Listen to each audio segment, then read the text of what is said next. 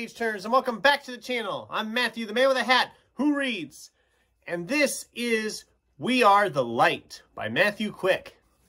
I finished this book right about the end of the year. Actually, it was within the last hour of the previous year. It was my favorite book for December, and I wanted to talk about it a little bit, so I thought I'd do a brief review video, or sharing my thoughts, or whatever you want to call it. So a little background, Matthew Quick is probably the author best known for the Silver Linings Playbook. He's written a handful of others. I've read all of them and have enjoyed most of them. Silver Linings Playbook is my favorite, of course. It was made into a really great movie also, so that helps. Being the movie person I am.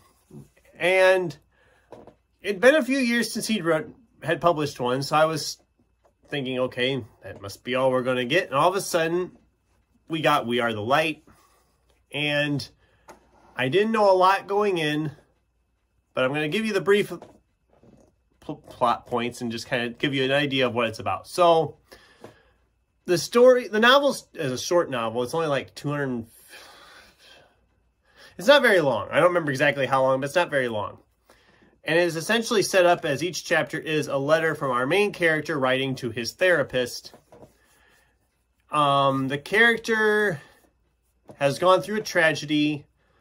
The whole town has, really, because there was a high school age student, or I guess it's an older brother of this high school age student, had went into this movie theater around Christmas time and started shooting people. And our protagonist lost his wife in this shooting. And he is clearly struggling with things, as is the whole town. The whole town is really struggling with this whole incident that happened. And he's writing this letter to his therapist, essentially trying to convince the therapist to see him, that he needs to be seen by this therapist because he's really struggling with all this. And all of a sudden, this kid moves into the yard in a tent. He set up a tent in the guy's yard, and he's essentially just living in this tent in his yard. And he starts to find out that this kid's older brother is the one that did the shooting.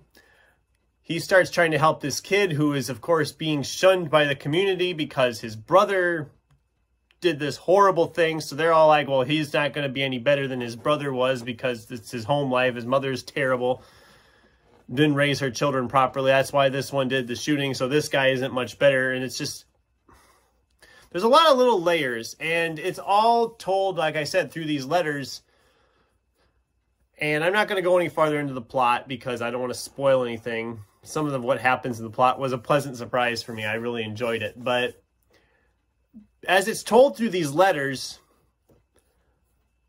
you have a very unreliable narrator. I mean, clearly he's going through issues and he's writing this all in letters to the therapist, and there's little details that are left out through different letters that come into play later. And actually, that's the whole plot of the book. There's a lot of little things like that. And I just thought it was crafted so well with the letters. And I know sometimes writing a book in all the format of letters, especially one-sided letters like this one is, it doesn't always work. It can just implode very quickly. And this book I thought was going to do that because it started out, I was like, oh boy, this isn't going to work. It's going to just, it's going to blow. But it never did. It really got good as it progressed. I became invested in the characters, which is saying something since we're technically only in the mind of one character. He is essentially having to infer about all the other characters we meet. So we aren't sure if his inferences are correct or not because of that. We're essentially, like I said, he's an unreliable narrator, which I kind of love about it. And it really worked with this book. And I really enjoyed it.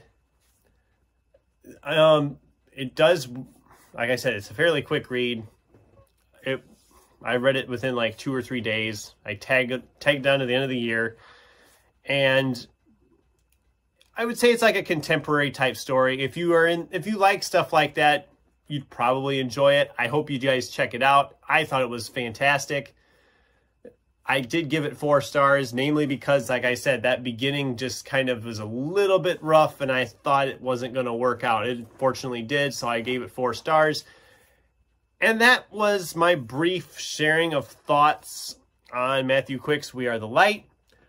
What did you guys think? Have you read this book? Does this sound like something you would enjoy? Have you read anything else by Matthew Quick? Let me know in the comments down below. I'd love to get a discussion going with you guys. Thanks for watching, and until next time, keep turning pages.